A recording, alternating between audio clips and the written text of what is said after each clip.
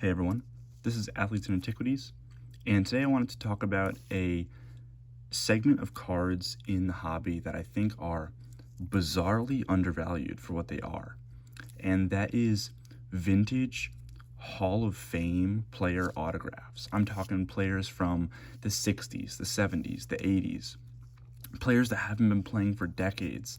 They sign these cards and they go so cheap, and it's I can't wrap my head around it because it's like a piece of history. The thing that opened my mind to this was this Walter Payton autographed card. I picked this up for about 2 weeks ago, and basically as soon as I saw it on the market, I instantly bought it because I was like, oh, this happens to be a steal. It must be way below market value. There's no way they're actually worth this little. But then the more I researched, I realized I got like a market value price for it. I paid about $200 for this Walter Payton signed card. And I know it's not a rookie card. It's not even close to a rookie card. It's a later card in his career. But the thing that makes this autograph so special is Walter Payton passed away in 1999, if I'm remembering correctly. It was well over 20 years ago. I think it was 1999. He passed away before I was even born, and his autographed cards sell for $200. That's absurd. He's one of the best running backs of all time. This card in particular has been signed, I think, 5 times in the Pop Report, so it's not like this is a one-of-a-kind card. There are 5 of this exact card that have been signed, and he's signed some other cards, like he's signed his rookie card a whole bunch, but let's say he's signed 500 cards. That is so small when you think about it. There's only 500, I just totally made that up, but like it's probably around true. But there's only 500 cards that this man autographed, and the last card he could have possibly autographed was 30 years ago. It's like 25. This was if he passed away in 99, which I think he did. That's crazy. I can't get over how cheap that would be. And Walter Payton is not the only example. There are plenty of legacy Hall of Fame players that will their legacy will live on for years past them, and their autographs are just so cheap. Obviously the population of these will never increase. There's never going to be another Walter Payton autographed card. What there is what there is. And he's not one of those players. Like, I'm not talking about Hall of Fame players where they get in the Hall of Fame, but there's not much activity around them. Walter Payton is going to be integral in football unless they change the name of his trophy for the rest of football.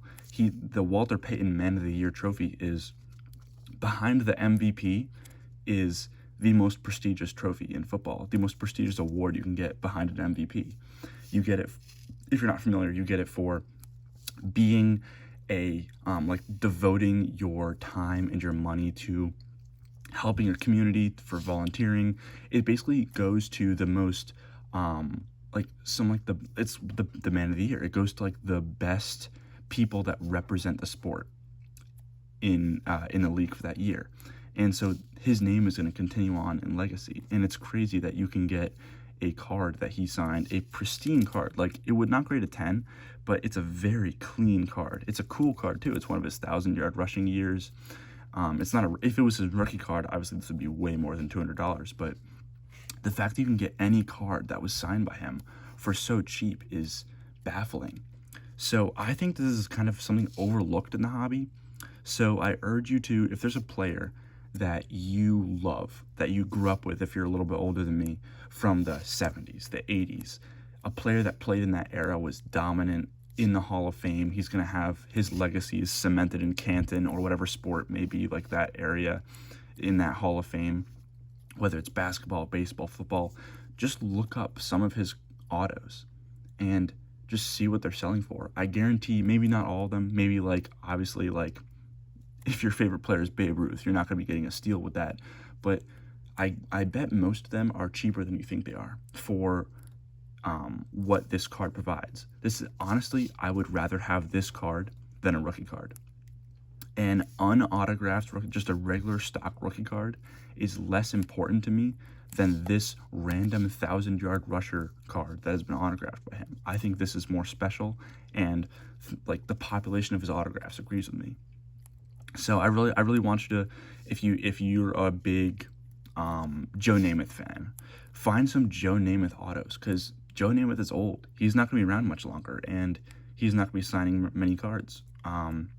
Especially if you have a player that you like that passed away when they're very young, which is obviously horrible and unfortunate. But the population of the cards available that he's signed, it's only going to stay that way, and I'm sure it's very small if he, like Walter Payton, passed away very young in his life. He had retired at this point, but he'd been out of the league for about 10 years, I believe, when he passed away. But still, he was like 40.